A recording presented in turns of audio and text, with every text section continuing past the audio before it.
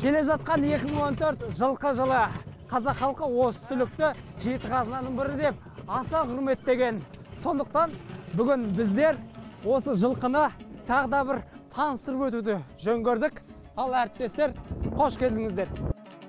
Адамзат баласы жылқыны ең алғаш біздің заманымызға дейінгі 2-3 мыңжылдықта қолға үйреткен екен. Ал қазақ халқы үшін маңызы қандай? Тарихына өңіліп көрелік.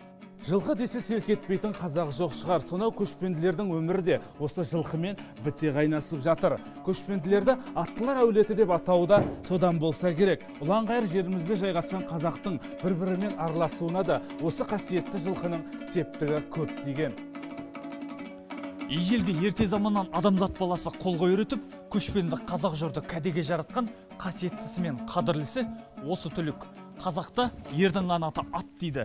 Эпостық жырларда да батырларды осы түлікпен қосатайды. Мысалы, Қобыландыны Тайбұрылмен, Алпамысты Байшуармен, Ертөстікті Шалқұйрықпен бірге атайды. Жылқы сәндік үшін те, байлық үшін дейді. Кезінде сән салтанат құрған қыз жігіттер жылқына түрліше мінген. Мысалы, қыздардың міну тәсілі былайша. Бұлар бүгінде қолданыстан қалып барады. Сыйлы қонағына тұлпар мінгізіп, қас жауын атқа теріс отырғызатын да біздің қазақ.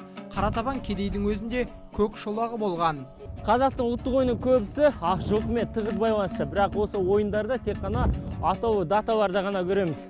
Әрине, күнделікті күнде осы жылқыға мініп, уақыт өткізсе, артық болмас еді.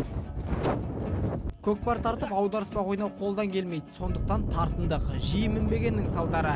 Теңге алып қыз қууға да жүрек дауаламады. Әйтеуір күтім жасауға шамамыз жетеді екен. Айнұр, сен білесің бе, жалпы жылқы малының дүние жүзінде 250-ден астам түрі бар. Ал Қазақстанда бұл түріктің 16 түрі бар. Қарап тұрсақ, бұл жердің өзінде бірнеше түрін көруге болады. Жалпы жылқы асқа келгенде талғанбас па? Негізінен жылқы өте кірпия жануар, ол судың өзін талғап ішеді, сондықтан тамаққа да талғамы жоғары болуы керек. Бірақ мына шөпті арнайы дайындап қойыпты, мүмкін сүйсініп жер, беріп көрейік.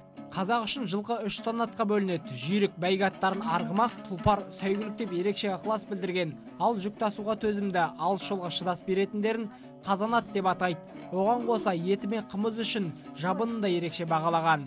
Қазақ халқы ер бала дүниеге келгенде қамшы ұстар келді деп сүйіншілеген, ал баласы ат жалын ұстар жасқа жеткенде тоқым қағар жасап тайға мінгізген. Арғымақтың жал құйрығын шорт кесіп, ат тұлдау жасау арқылы иесінің қайтыс болғанын білдіргенін тек кітаптан ғана оқимыз. Ел есінде жылқы жылы болған ауыртпалық, қайғылы оқиғалар жоқ. Сәкен Сейфуллин, Бейімбет Майлин, Ілияс Жансүгіровтер жылқы жылы туған. Қаракерей Қабанбай Батыр мен Жамбыл Жабаевтың да туған жылы жылқы. Қазақ шиналып шекпенді болған адамға да атқа мінер деп айтады. Сондықтан жаңа жылқы жылында аттан түспелік ағайын. Бақтыр Әлібай, Әлиақбар Қадырбаев, Мейірман Смағұлов және Еуразия бірінші арнасы.